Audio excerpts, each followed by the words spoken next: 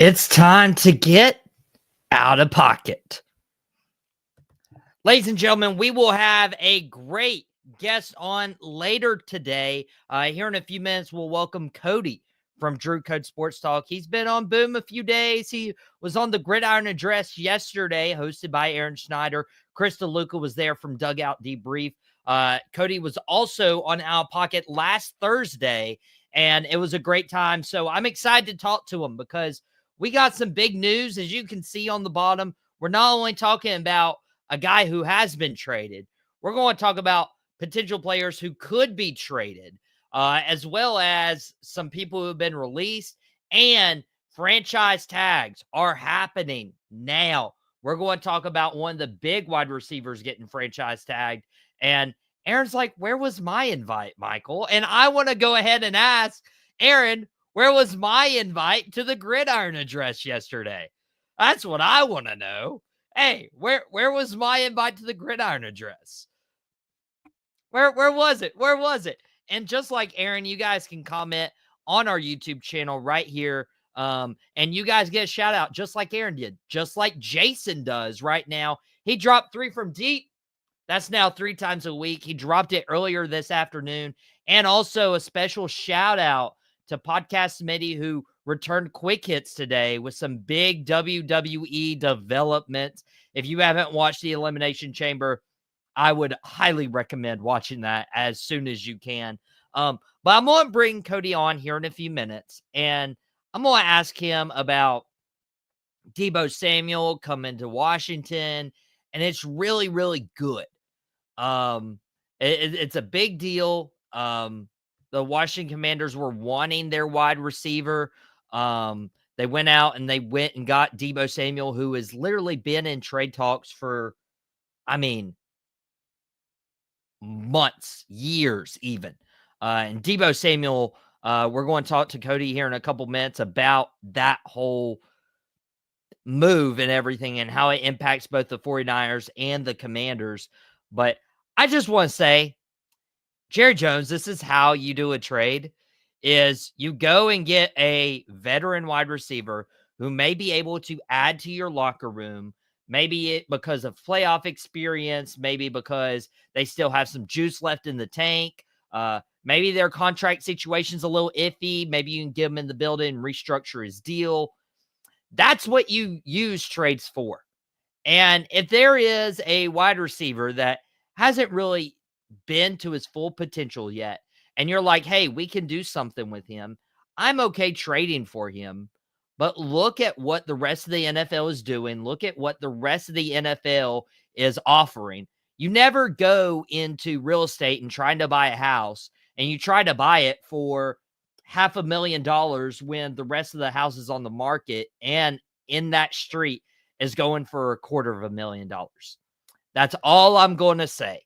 That's all I'm going to say is just look at the market value and stick to the market value so you don't overspend on Jonathan Mingo, who never saw the field.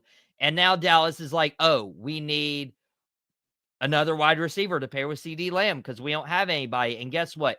We don't have a 4th-round pick to use anymore. So that's what I will say towards Jerry Jones as a Cowboys fan. But we got to talk about what this means. Jason saying Commanders need more Deebo, but still for a 5th.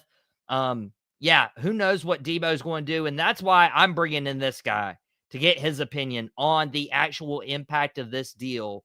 I got from Drew Code Sports Talk, Mr. Cody Johnson himself. Cody, it is great seeing you today, my friend. Thanks, man. Same. Thanks for the invite. Of course, dude. Apparently you got the invite to the Gridiron Address yesterday. I didn't get one. Aaron, maybe I invited you and it got lost in the mail, but maybe I'll invite Aaron back on sometime this week. Maybe. Well, not to throw Aaron under the bus, but he's also got Podcast Smitty on deck right now, so you might not get an invite for a hot minute. So what? Well, Podcast Smitty's been trying to get on for weeks. It's like a VIP club, man. Wow. Okay. So, I mean, we'll settle that right now. Or maybe a little later. What we do want to settle right now is Deebo Samuel is changing reds. He wore the scarlet with South Carolina. He wore that, ugly 49er red that Shannon podcast me likes. And now he's going to burgundy. He's going to the Washington Commanders.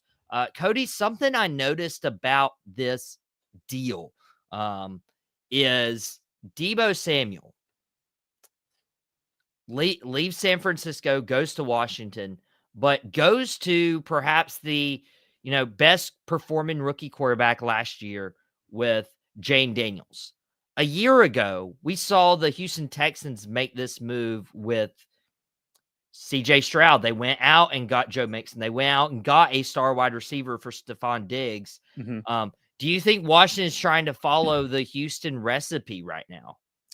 Actually, I think the Commanders did better than what Houston did at CJ Stroud's rookie year. I think what this is doing is, I think that they are in this window where they are not only developing Jaden Daniels and making sure that they have a lot of weapons around him, which they do with Terry McLaurin, Zach Ertz, and a great offensive line. But I think getting a Deebo Samuel, what that does is it just gives another layer to this offense that Cliff Kingsbury was able to have Jaden Daniels thrive in. So now you get a Swiss Army knife type of player like Deebo Samuel who could run routes or take attention away from Terry McLaurin. You can also have him come out the backfield for certain stretches. So I just think what this is doing is this is just giving Jaden Daniels another layer, because not only will he beat you with his arm, but he'll beat you with his legs. And now this Commanders team is trying to almost mirror like what the Philadelphia Eagles did, which is they're going to beat you in the run game, or they can throw the ball and they have a bunch of solid weapons. And the Commanders just got one for pretty inexpensive. I mean, imagine how many teams right now are willing to give up a 5th round pick for a player like Deebo. And now he goes to a team that's younger, up and coming, with a really good play caller in Kingsbury. Like, this is a really good get for the Commanders. And Cliff Kingsbury, I'm sure, will be able to use Deebo to his full advantage. Mac, we're bringing Dad and the boys back tomorrow. He brought Starstruck back earlier this weekend, Saturday at 3. We're bringing Dad and the boys back tomorrow at 3 p.m. Eastern time. So you'll get to experience some of that. He's like, boys, tasting teams suck. He's like, first 49ers, now Washington. Jason's like, everyone's now chasing the Philadelphia Eagles. And that's where I'm looking, is like, okay, like Washington's obviously going after moves to try to compete with Philadelphia. They made the NFC Championship game this past year. But Deebo Samuel, he has had trouble staying healthy. And that's been his knack. He hasn't had a complete season since 2021. And he's never had a season with more than 7 touchdowns. So there's been a little inconsistency with being healthy. Do you think he's going to be able to stay on the field for Washington? This is what's going to be a good question, because honestly, this was the first season since 2021 where Deebo Samuel didn't have to really play deep into the playoffs, because the 49ers just didn't have it this year. They didn't have to make deep playoff runs, which means less hits on the body. Who knows where Deebo Samuel is physically, but I think what makes it interesting is the Commanders don't need him to be in a number 1. They just need him to be a guy that can deter some coverage away from Terry McLaurin. I think they still have that. It's not Noah Brown, but I think it's Nomi Brown. I think is the De'Ami Brown. Yeah, De'Ami Brown is the other receiver who is up and coming. So it's not that there's not enough weapons, or they need Deebo Samuel to be what he was for the Niners when he was in his prime. I think what they just need is someone that is smart when it comes to open field, knowing when to get down, knowing when to run certain routes. And I think that that's the specialty that he brings. And again, they had a bunch of injuries with running back with Austin Eckler and Brian Robinson Jr. He can also come out of the backfield and just give them a little bit more of a different dynamic. And with Cliff Kingsbury and Jaden Daniels now going to be in a second year in this offense, they might open up the playbook a little bit more, and you might see a little bit more creativity. Does that mean Deebo Samuel's going to get like 10 targets a game? Probably not, but I think he'd be a solid like number 2 to give a lot of relief to Jaden Daniels when needed. And Scary Terry too, like how much production Terry McLaurin's had to do as just the only guy. And he's been maybe even to a fault for most of the time since being drafted in 2019 by the Commanders, or, whatever they were called at the time. Yeah. I mean, he stayed loyal to the organization. He'll turn 30 this year. Deebo Samuel just turned 29, so a little bit older in the wide receiver room. Mhm. But maybe this allows Terry to be that number one option and then get Deebo the ball with whatever Cliff Kingsbury tries to draw up. Jason's like, 49ers field is injury suspect. Commanders field has been known to take players out too. That is true.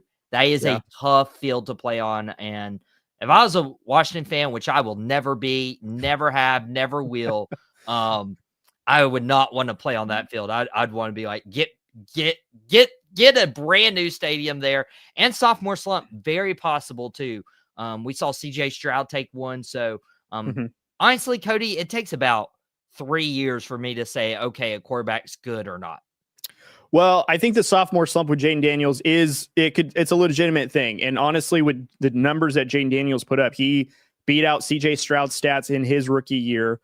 Do I think that he's going to be like a 5,000 yard thrower or 6,000? No. Even CJ Stroud took a step back this past season. I would say, though, CJ Stroud's situation's a little different because he had a lot of injuries that he had to deal with in terms of the wide receiver room, and the offensive play calling just, in my opinion, is not as good as what Kingsbury was doing with Jane Daniels as a rookie. My co-host Drew, he usually would say that now that there's film on you, there's a way to play you, which you're going to see teams adjust. But I think what we can all understand is Jaden Daniels, and I do still think CJ Stroud, the same respect, they're talented enough that they're going to figure it out as well. Like they're going to get comfortable. We're not always going to have, every single number one quarterback or number two overall quarterback be great every single year. So I do suspect like a little bit of a drop off, but will it be drastic as CJ Stroud? I don't think so. I think this team is a very strong unit from top to bottom that Jaden Daniels will play exactly how the Commanders need him to play. Well, and that's what's Washington's hoping for. That's why they made the move. Deebo Samuel traded from the 49ers to the Commanders for just a 5th round pick. I think that is the bigger story, is not having to give up too much. But, Deebo Samuel may not be the only wide receiver on the move. Cooper Kupp. Now, Cody, I talked about this on Friday, ironically 24 hours after you and Jason were on, because Matthew Stafford is staying in LA, staying with the Rams. He was potentially rumored for the Giants or potentially rumored for your Las Vegas Raiders. And I left that episode like, okay, if Stafford's coming back, they're not getting rid of Cooper Kupp. And then I start hearing like, hey, Cooper Kupp's still on the trade block. Dallas might even be interested if the price goes down. And so now I'm wondering, Cooper Kupp, where's he playing in 2025? Because Cody, I mean, if you're taking another chance and another year on Stafford, I don't see, unless you got like a really good price for Kupp, I don't see them moving off of him. I don't think so either. Honestly, this could be a thing of like very similar to the Matthew Stafford situation. And in my opinion, the way it turned out was originally they were, not even wanting to bring him back. Then they come to an agreement to find a trade partner. Neither side wanted to trade. So then they end up restructuring and re-signing. Very similar to Cooper Kupp, because truthfully, like there's a lot of teams that could really use Cooper Kupp services. I think Dallas should be at the top of that list as teams. I also see the Ravens or the Steelers are like two teams that could really use a Cooper Kupp type of receiver as well. But I just don't envision a world where Cooper Kupp is not a Ram. And I think when push comes to shove, because the Rams were very close to maybe representing the NFC in the Super Bowl, like they had the Eagles on the ropes. If it wasn't for the snow game and a couple of plays that didn't go the Rams' way, maybe they're the ones that were representing the NFC or got deeper into the playoffs as well. So if the Rams are that close with a young defense and a really good offensive line, maybe restructuring Coop's deal to bring him back. So now you still have Puka and Cooper Kupp, because they were a deadly combination when they were both on the field. That sounds like something that is more attractive than like, what are we talking about? Maybe getting a 4th round pick at the ceiling for Cooper Kupp, because he is on the older side. He has injuries and he still has a pretty big contract you got to worry about. So I think the smarter move for the Rams would be restructure to keep him rather than ship him off. And I think we're going to get to that point. I think we're just waiting to see how free agency plays out before maybe Cooper Kupp then is willing to restructure. Yeah. And that's the, that's the huge part of what you have to realize is like the final dollar, the bottom Mm-hmm. dollar for the LA Rams. Cooper Kupp is 31. He'll turn 32 here in just a few months before the season. I think that you always have to keep in account, but you can't get rid of chemistry. And, much like Deebo, Cooper Kupp hasn't, completed a full season since 2021. Mm-hmm. And that was obviously his dominant year. That was his 145 catches, almost 2,000 yards, 16 touchdowns. I think that was his Super Bowl MVP season too, if I'm not mistaken. Yeah, I mean, Cooper Kupp was just outrageously oh, let's do it. Max saying his mentor coach now coaches in Dallas. So that could be the connection there. Mm-hmm. Providing clear context that they have 3 5th-round picks that maybe they could, see. And that's what I'd say is a 5th-round pick for Deebo. If it doesn't work out, who cares? A 5th-round pick for Cooper Kupp. Mm-hmm. If you think that's what you need, hey, do that. But also don't neglect a wide receiver in the top 2 to 3 rounds where Cooper Kupp could mentor him. And Mm-hmm. Jason's Trey him tons of value in the draft. And that's exactly what I'm saying is there's so many good prospects like Golden from Texas, McMillan from Arizona, Mm-hmm. Cody, and there's more wide receivers we're about to talk about, but you can get a receiver in the draft this year. But I do like your Pittsburgh pick. I would love to see because also Pittsburgh, you don't necessarily know who's going to be at quarterback, but Cooper Kupp is a very quarterback friendly receiver. Right. And we talked about this too on the Gridiron Address. Honestly, there is a lot of veteran receivers that you could probably sign for inexpensive, maybe want a prove it deal. Cooper Kupp could honestly, if you're a team that's on the cusp, imagine Cooper Kupp on the Buffalo Bills. Maybe that helps get them over the top. I think they need defense more than anything, but even the New York Giants, you get a Cooper Kupp, and even if you do get a quarterback, you pair him next to Malik Neighbors, and that just makes New York a little bit more attractive. I think Dallas could really use a number 2 receiver because you got CeeDee Lamb. Imagine having a Cooper Kupp who understands offense. And Brian Schottenheimer, if he is worth his salt in terms of offensive play calling, he would want a weapon like Cooper Kupp because even if you do draft someone young, imagine with Cooper Kupp and CeeDee Lamb being able to bring up those young receivers. I think that's a wealth of knowledge, how to run routes, how to be a tactician. I think that's super, super important. So. Yeah, and we've realized CeeDee Lamb is a number 1. He is one of the top 5 wide receivers in the NFL without question. However you slice it, whether you put Justin Jefferson, Jamar Chase, CeeDee Lamb, those guys, I feel like they're the top 3 in the NFL, and you can sprinkle in Tyreek Hill when he has a good year, so on and so forth. But CeeDee's productivity helps when Amari Cooper was there, when Michael Gallup was there. Taking away the chance for defenses to say, hey, I'm on double team, I'm on triple team this guy, I'm going to bring the safety over for extra coverage. Max saying not deep wide receiver draft, especially on top end talent. I do like Golden. I like McMillan. I think there's some sneaky options I'm going to butcher his name, much like I did for Victor Wembanyama, but the wide receiver from Miami, Xavier Restrepo or something, dude's a dog. And he's the only reason he's not a first round talent is he's 5'10". That is the only reason. Max suggesting we go and unite the Diggs brothers. Stephon Diggs is a free agent. I think so I know I wasn't on the NFC topic, but I think if I'm Dallas, it really just depends on what you guys want to do. Do you guys want to be competitive, or do you guys want to actually be contenders? I think you guys on a defensive side could make a few adjustments and get back to where you guys were defensively when you guys had Dan Quinn. I feel like you guys have enough pieces to do so.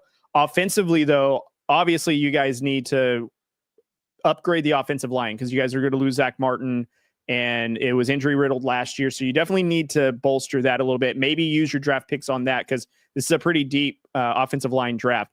But if for a receiver, I think if you guys are willing to part ways with some draft capital, again, a Cooper Kupp is a really good one. There's a receiver who I was thinking of who might be on the market. T. Higgins is one. If you guys are willing to pay a lot for him.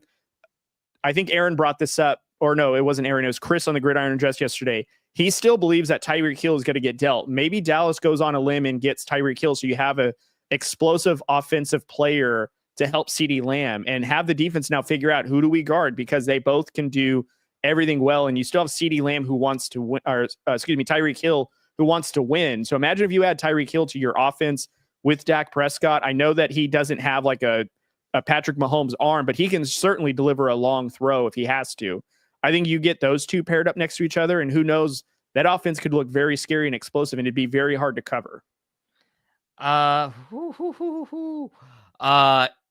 would love Tyreek Hill in Dallas 100%.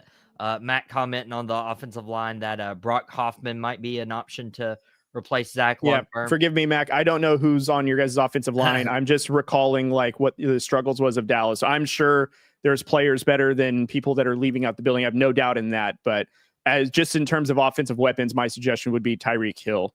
And Jason just throwing shots as a Giants fan, not paying for a top receiver. But Tyreek Hill could be a great option. I didn't even think about that. And I know Chris did bring it up yesterday on the Gridiron Address, but Tyreek and CD would be quite the thing. And Cooper might not be the only wide receiver finding a new team. Devontae Adams. The report is if they can't find a trade partner, then they're going to flat out release Devontae Adams. So I wanted to take a different spin on this, Cody, because we could be like, okay, where could Cooper Kupp go? Where could this one go? I want to know from like a team perspective. If you're looking at a star and you're like, hey, he could make a difference to our team, he might be released, but they're also open to trades. Do you just kind of like take a step back and you're like, okay, let's just see if he hits the free agent market? Or if you really believe this is the guy, do you just, hey, let me throw a third or fourth round pick your way and, see if I can outbid somebody?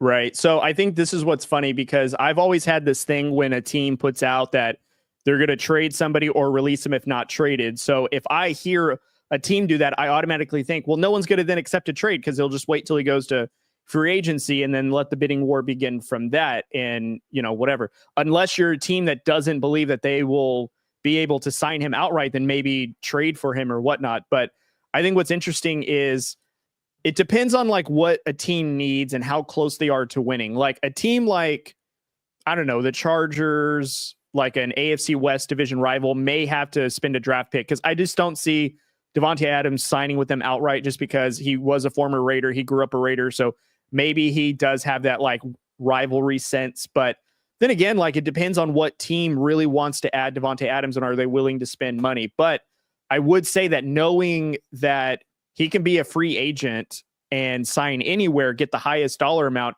he's probably going to make more money than what his current deal is.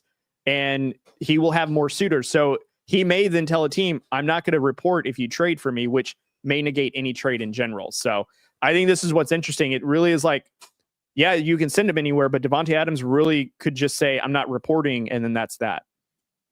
So a Jimmy Butler situation. Maybe.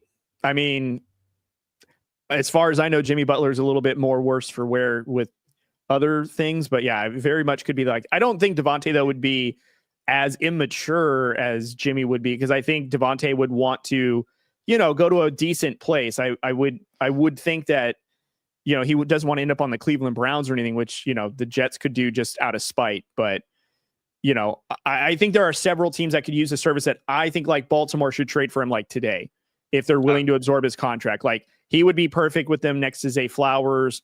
Buffalo, again, another team that could really use like a stud wide receiver. Like that would be great. Detroit, like if they're willing to part ways with a draft pick, imagine Devontae Adams on Detroit along with Amon-Ra St. Brown. Like that's super deadly.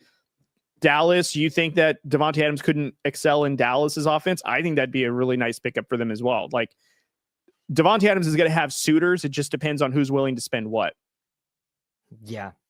And that's the thing is like, there are so many like options, and, you look at like the wide receiver teams that, maybe a piece or two away. Baltimore, very intriguing. You could throw any wide receiver into Baltimore right now, and it'd be like, okay, you got Lamar, you got Henry, you got Zay Flowers, you got tight ends like Mark Andrews if he comes back next year, Isaiah Likely started to emerge at the beginning of the year. We saw some glimpses and flashes from him.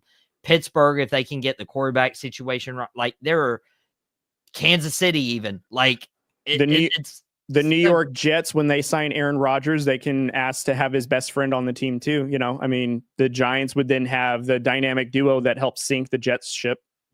That would be pretty funny. that would be pretty funny. And yeah, the free agent chess game, teams play with players to get them cheap and control their future. That is the game we play. And then real quick, we'll get back into wide receivers here, but I saw that Darius Slay is one of those guys that Philadelphia is not going to try to trade, but is released because I'm assuming the emergence of their young corners, Kenyon Mitchell, Cooper DeJean. Do you think Darius Slay still has legs in NFL future? Or do you think he could just be like, hey, let me stay as the team, let me retire and ride off into the sunset as a champion? Man, this is a really good question. I mean, really, he doesn't have to go anywhere. He won a Super Bowl with the Eagles. Now, was he as big of a focal point as when he first got there? No, but like, could he still be like a veteran present on a team? Yeah. Like, could he go to an AFC team or a neighboring NFC team and be productive? I think so. Like, at least a veteran presence. He'll never be a shutdown cornerback like he was, but I think you can get him in a pretty good defense. Like, I wouldn't be surprised if he winds up like in Arizona or something, because I think, if I'm not mistaken, Gannon, who was the former DC of the Philadelphia Eagles when he was there, maybe he might link up with him and try to solidify that defense. Maybe that's an option, but Pittsburgh maybe might bring him on because they can always use some veteran cornerbacks. But I think Darius Slay, if he wants to play, he will have a market. Will he get top end money? No, because I think of his age, but also too, like, I don't see a scenario where like, is he even eager to want to like play more, And another thing too, that I'll be upset is if he signs with the Chiefs. That would be very upsetting. Because you're a Raiders guy? Well, that, and plus it'd be a very Chiefs thing to do. They need cornerback help. Why not get a Super Bowl winning cornerback that kind of helped the Eagles win, and it would just kind of bolster their secondary, which I don't want that to happen.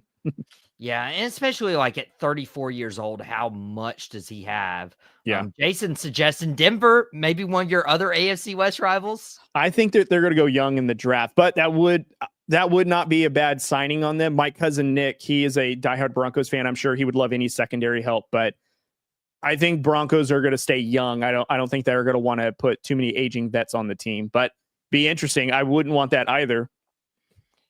Yeah. Cody's like, just please keep that guy away. Even as a veteran corner, which who knows like how much of an impact he had on those young corners, like influencing them, may have really helped, rather than them just go to any organization with anyone in the secondary. Like Philly had Darius Slay, they had CJ Gardner-Johnson that they could rely on for a veteran presence for when they went to the Super Bowl a few years ago. But Darius Slay, at one point, he did look like Philadelphia's franchise. At one point, he looked like Detroit's franchise, but that is no longer the case. Somebody who might be Cincinnati's franchise has been tagged twice. T. Higgins, tagged again by the Cincinnati Bengals. And usually this means that a team just isn't ready to part ways with you.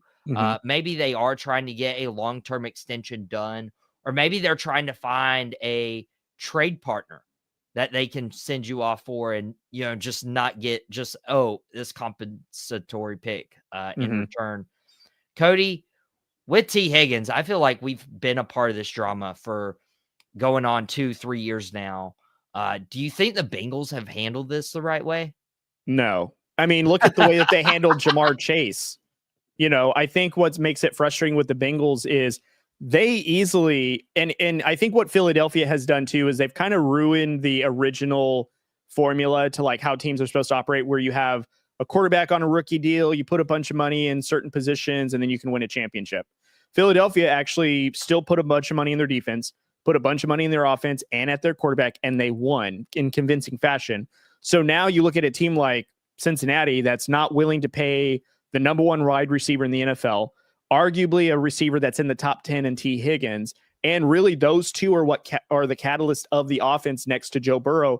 And Joe Burrow couldn't be any more of like an advocate to like bring them back so that way they are relevant. And honestly, really the only thing relevant about Cincinnati, because it wasn't their defense that was doing it for them. So the fact that we're in another offseason where we're not sure if we're going to sign him to a long-term, we're going to franchise tag him.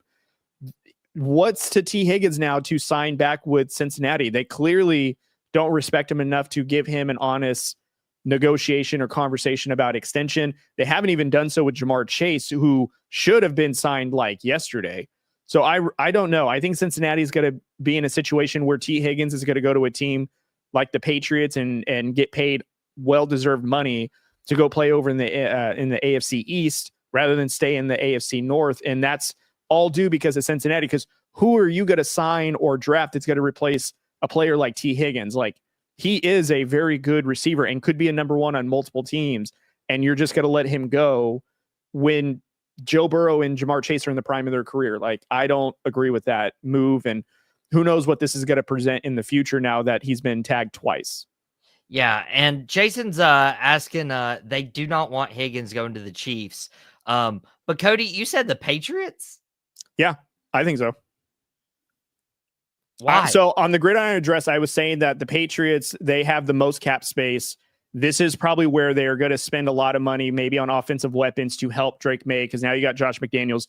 This is not like last year where who knows who their offensive coordinator was. I don't remember his name.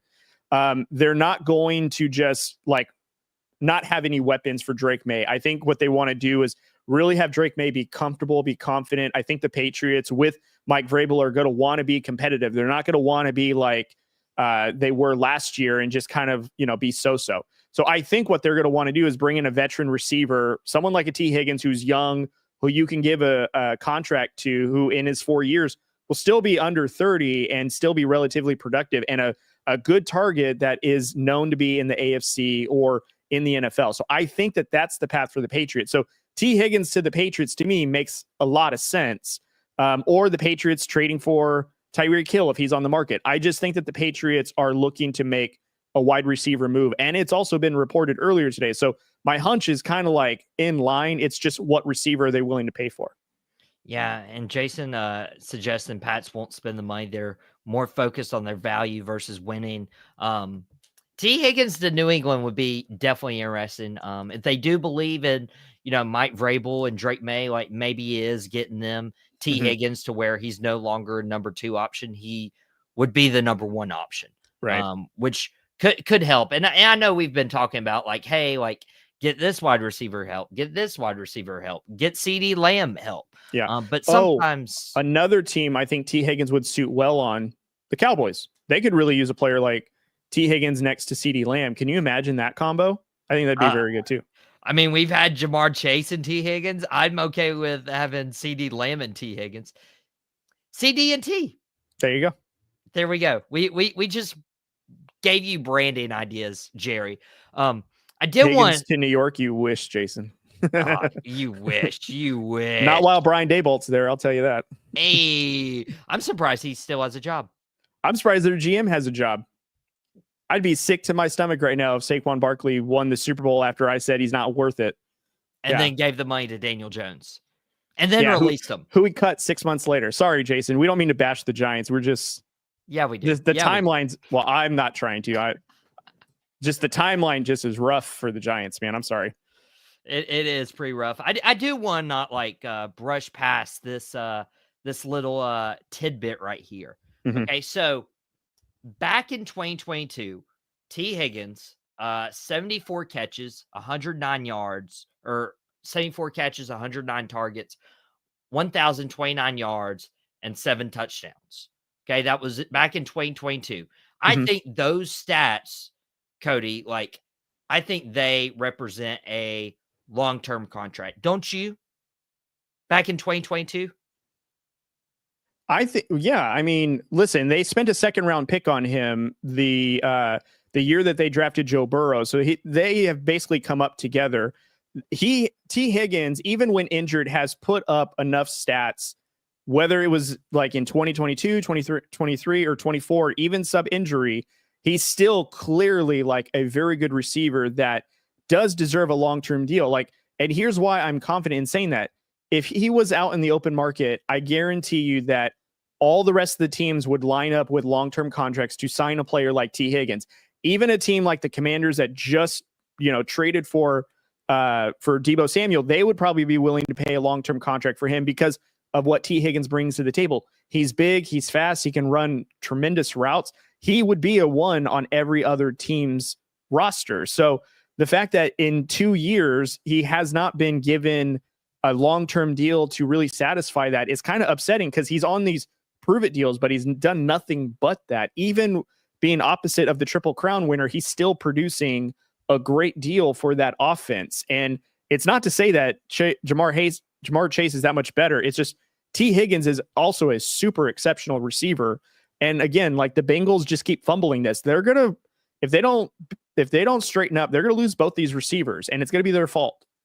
It would be their fault. Cause like I'm looking at his 2022 stats. And I'm like, okay, this dude deserved to be like locked up long-term. You had it. You were like, okay, we got Joe, we got Jamar, we got T, we got the other Joe Mixon. You let Mixon go. And that was an idea I had back in 2022. You fast forward to 2024 and you're like, okay, do you have a great year? Do you like drop off or whatever?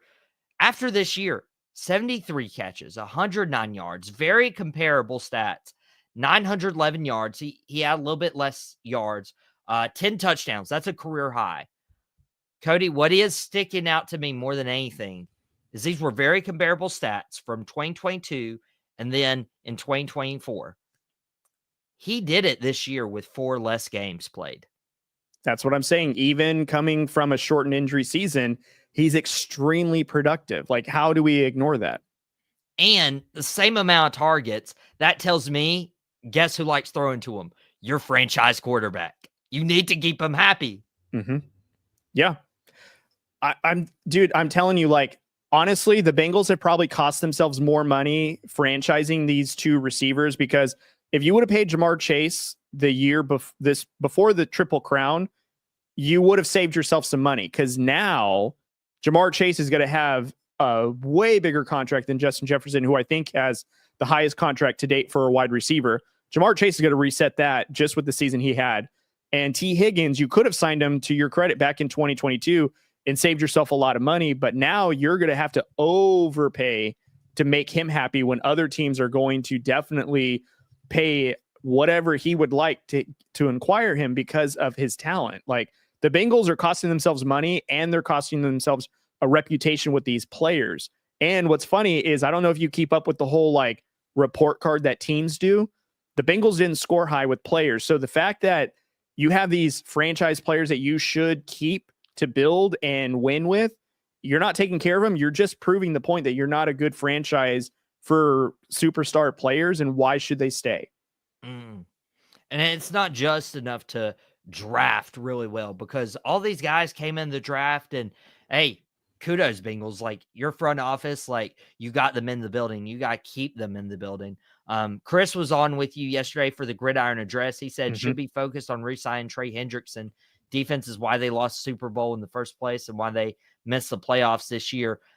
I agree. You got to keep some defensive players intact, but if you're not going to keep your star players happy either, I mean, it's just going to trickle down. It's like you can't be in a workplace where, the owner isn't pouring into the CEO, who isn't pouring into the president, who isn't pouring into the managers, who isn't pouring into the staff. Cause like it just keeps trickling down. And if you're not going to treat in this scenario, like the agency owners or managers, like if you're not going to treat them well, then it's going to impact the rest of your roster. Yeah. So T. Higgins tagged twice, not very responsible. The deadline for franchise tags are tomorrow. So before we get out of here, I do want to acknowledge some other franchise tags that might take place.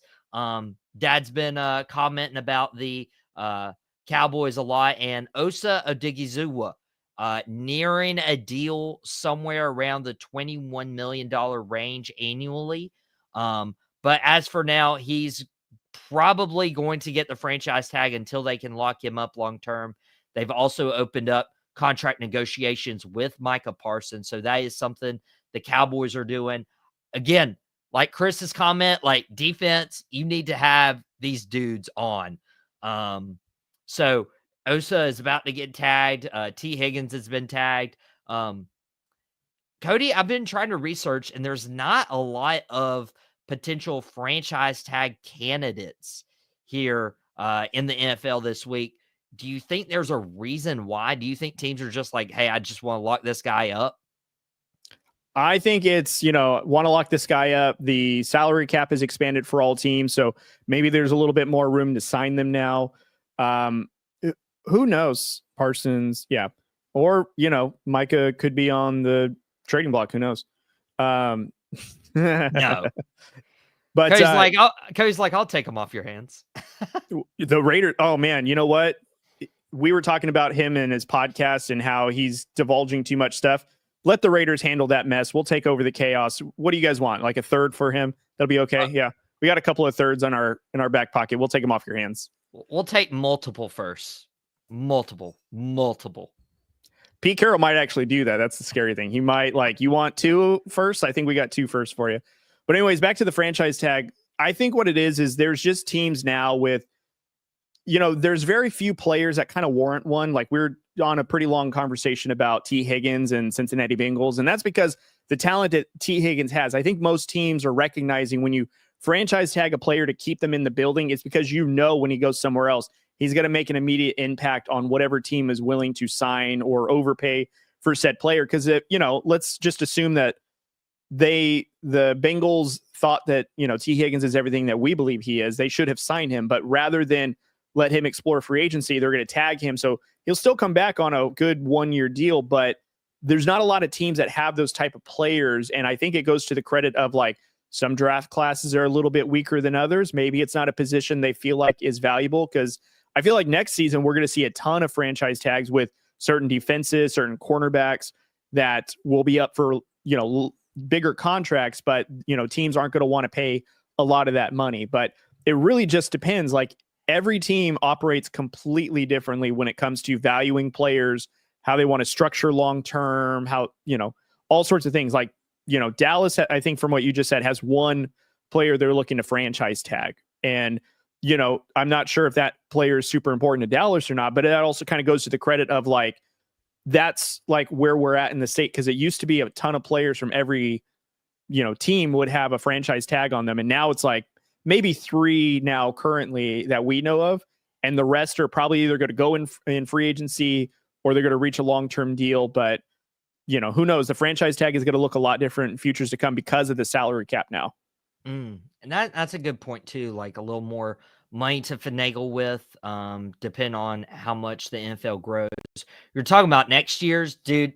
Next year's, just looking at some of the names on that list, are just veteran players. You still got the draft class that will, in their contract, Micah Parsons, so on and so forth. But you still have your TJ Watt, your DK Metcalf, your Scary Terry, your Trey Hendrickson, your Joey Bosa, your Jonathan Allen, depending on how his situation shakes up with the Washington Commanders. You got guys who are underrated on bad teams like Grady Jarrett, Tyler Lockett, Dallas Goedert. You have your fair share of guys right here that would just be oh, they're available. How much do we how much can we get them off your hands kind of deal? So yeah, Patrick Surtain, you're right, Mac. Ooh, dude. Patrick Surtain might not even make it to a franchise tag. He's going to get locked down. But, Sauce Gardner, do the Jets franchise tag him or do they sign him to a long-term deal? I think next year is when he's eligible for an extension that Jets have to figure out what they want to do. Wow. Yeah, you definitely want to keep guys like Sauce Gardner in the build-in. Mac agreeing with you with Surtain as one of the guys. there's going to be either some big contracts. We didn't even mention like guys like Chris Olave, Garrett Wilson, Jameson Williams. I kind of want to go back and look at that draft class. Brees Hall. I mean, every time I like scroll through or just like think about like, oh yeah, that guy was in that class too. You just keep getting reminded of how much talent was in that class. So either one or two things are going to happen. Deron Bland, another one. Either former Fresno State Bulldog. Thank you, by the way. Thank you. We produced some good players. Him or Derek Carr. Yeah. I'll digress on that one. But it's either going to be a lot of franchise tags or a lot of money being spent. So this is why it's so much more important to get on top of these franchise tags, get on top of these contract negotiations. So you're not waiting 6 months and you're like, oh, I'm spending $20 million more throughout the contract duration because I didn't sign him in March or April. So you got to look out for that. There's one name I want to throw at you before we go, Cody. Okay. Sam Darnold, Minnesota. Very interesting situation. His name's been thrown out as a franchise tag candidate. They obviously have J.J. McCarthy coming off the knee injury. Sam Darnold had a really good year with Minnesota. Do you think it'd be smart to franchise tag Sam Darnold? It would be like around 30. It'd be late 30s what he would be paid for this year alone. Do you think that's wise for Minnesota to do? This is tough because the Raider in me would like to say don't do it because then Sam Darnold might go to the Raiders because we probably would pay him more and we could really use a bridge quarterback like a Sam Darnold who might make us competitive and gives us the time to draft a quarterback and develop him. But, okay, looking at it objectively, Minnesota needs to re-sign Sam Darnold because of the success he had. Kevin O'Connell has proved that he is essentially the quarterback whisperer. He has done a phenomenal job with Sam Darnold. Sam Darnold probably will never go to a team with better weapons than what's in Minnesota right now. And I think that is a lot of why it's a big success for Sam Darnold. And I think you bring him back to Minnesota. Maybe it's on a 3-year deal. 2 of it's guaranteed. That way you get JJ McCarthy to be comfortable with post-knee injury, get him antiquated with like offensive, play calling on the sidelines. And then that's when you would say, okay, Sam Darnold, we're going to release you because we have no guarantee money after your second year. We can bring in JJ McCarthy. And I think the Minnesota Vikings could be competitive for the next 2 years. And now you bring in JJ McCarthy, 2 years on the bench, one of those years, obviously, because of injury. And then you let him take over the team. To me, that makes a lot more sense. I know the sexy answer is to like start JJ McCarthy sooner rather than later. But truthfully, like, why rush? Like, we just saw like Anthony Richardson. He didn't look ready to go. You have players like Justin Fields who kind of got rushed, weren't ready to go. Why do we have to rush? I know he's the 9th or 5th overall pick. Why are we rushing? Why can't we just take our time, let him get comfortable, and then put him out there? I think Kevin O'Connell has earned the right to like, let's bring in Sam Darnold. I'll mentor JJ McCarthy, and then you'll have 10 years of solid quarterback play because you didn't rush somebody to get into the starting lineup before they weren't ready. Yeah. And you have your examples of, their rival, the Green Bay Packers, of what they did with Brett Favre to Aaron Rodgers and then Aaron Rodgers, Jordan Love. Jason Mack going back and forth in comments. Cheaper and quarterback doesn't really mix. Well, and here's why I say, like, if I were the Minnesota Vikings, even if you wanted one more year with Sam Darnold and you franchise tagged him, that money, like what you said, I think is like $35.5 million or whatever. Lot. Okay, but let's think about it though. Like, if you were to re-sign him to a 3-year deal, you're looking at like closer to $50 million. So if you franchise tag him for 1 year, it's just one more year, $35 million. That's still kind of under market value because, like, sure, you can bring him JJ McCarthy on a really inexpensive rookie deal, but then you wouldn't be like a playoff team. And if you want to be competitive and you still have JJ McCarthy who's waiting in the wings, sure, $35 million for 1 season of a quarterback, if that's all you want to give, in the grand scheme of things, is not as much as like, the Bengals right now are paying like, what is it, 55 something million right now to Burrow or some high dollar amount, or I think Jalen Hurts is at like a $52 million or whatever. So those guys are getting a lot. And we agree that Sam Darnold isn't a $50+ million quarterback. So pay him the 1 year at $35 million. And if that's all you want to get out of him, then that's fine. But there's no reason why we need to throw him away just because we have JJ McCarthy, who's the savior. We have no idea what we have in JJ McCarthy. And we didn't really know what we had in Sam Darnold last year. Darnold he shocked the world. I mean, he really did. Once McCarthy went down, I remember Cody just thinking like, man, this is not going to work out well. And Jason, it's not famous Jameis. Dude, that is such an out-of-pocket comment. He's just mad. He's just mad that I said Jameis Winston would be the perfect New York Giants quarterback in 2025. Jason's going to wind up having him as the quarterback. You better watch out. You really do. You really do. I mean, honestly, like his personality, like you need somebody who can like liven the spirits with the Giants locker room. But, you know, Giants fans are used to all these quarterbacks throwing interceptions, even back to Eli Manning. It just works perfectly. And he could get to be this New York media sensation. He tried it out during Super Bowl media week. It can work, Jason.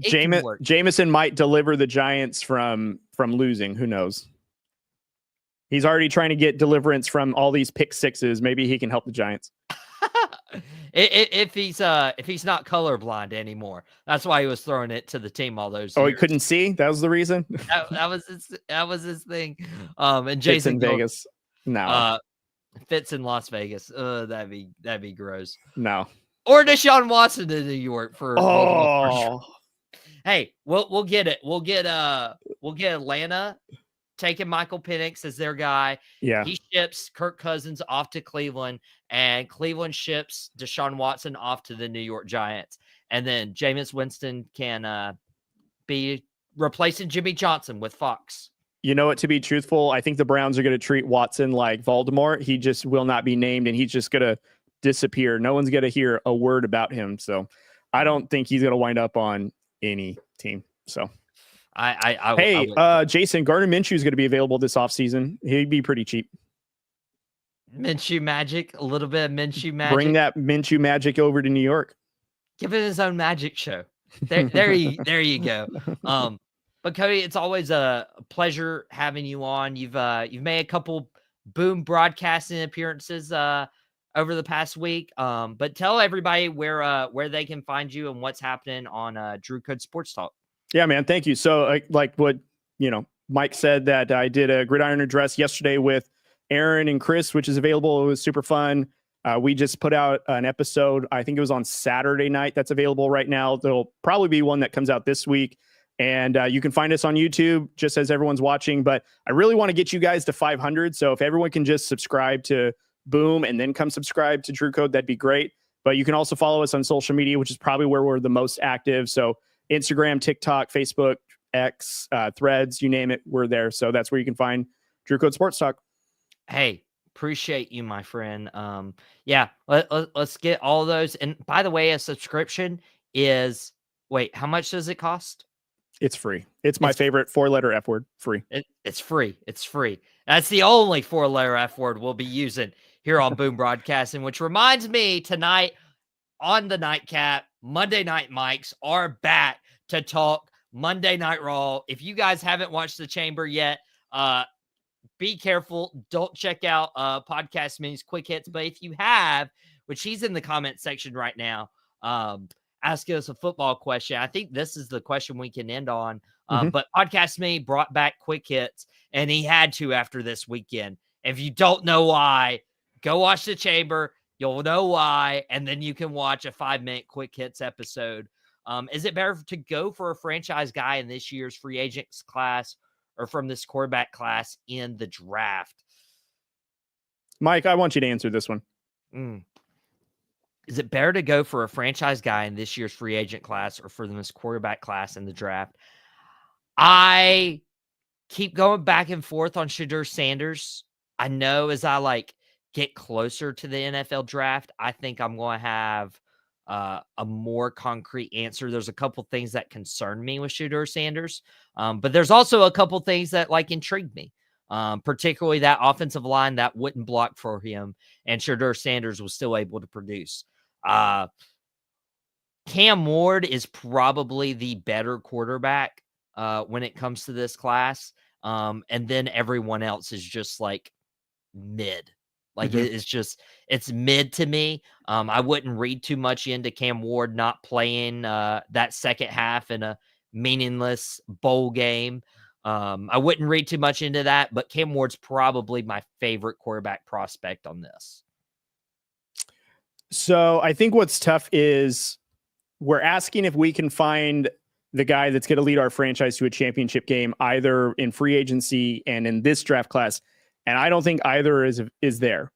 So the smart thing to do, if you're not confident in this quarterback draft class, which rightfully so, would be sign a quarterback that you can survive at least until next year. Because I think the quarterback class is a little bit better next year with Arch Manning and a couple of other guys to be named as well. But, it really depends on the scouting department of a team.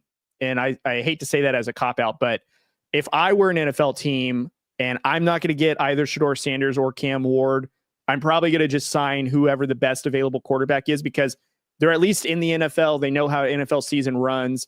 You can put enough around them to get them by, but you're not going to sign like a Justin Fields and think you're in the Super Bowl.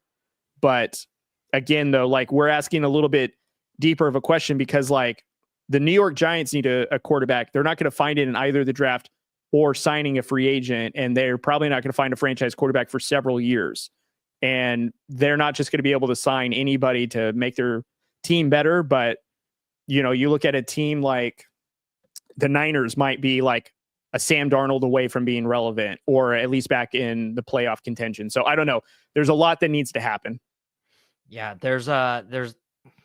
it's tough trying to, look and you're like, man, we really need a quarterback, which is where Cody's team is like they need a quarterback. They're taking a pick to where like Cam Ward's probably gone. Shedeur Sanders is probably gone. There's not really a third quarterback right there in the mix. You have Arch Manning coming back into the draft here in a year or two. There's a lot of things that, teams have to evaluate and look at the, hey, Sam Darnold may be a free agent, but who knows what he can do without Justin Jefferson and without the weapons he had in Minnesota. Will we get the Sam Darnold we were accustomed to, or is this a new Darnold? So a lot of factors there. Podcast me, really great question to end today. I feel like I've been trying to, say, hey, Cody, this is final question for another 15 minutes, but that's why we do these live streams. You guys get to be a part of the show. So shout out Jason, Podcast Smitty, Matt, Chris DeLuca from Dugout Debrief for all the comments today. And Aaron, at the beginning, Aaron, you will have your invite sooner rather than later. But guys, I appreciate y'all so much. Go subscribe, Drew Code Sports Talk. It's his 4-letter F word. It's free. That's right. But for myself, Michael Davis, and for Cody, this has been Out Pocket on Boom Broadcasting.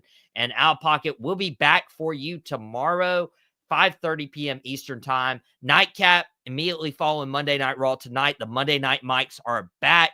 And then we got, Tuesday for you as well with Dad and the Boys finally making its return. And if you want to see my dad, he did drop a Starstruck episode this past Saturday. If you guys haven't caught that, there's some of your Cowboys content to hold you off until tomorrow afternoon. But guys, we appreciate y'all so much for being here, and we will see you back here for Out Pocket tomorrow. Well, that's it. I really hope you enjoyed it. We had a ball making it. Thank you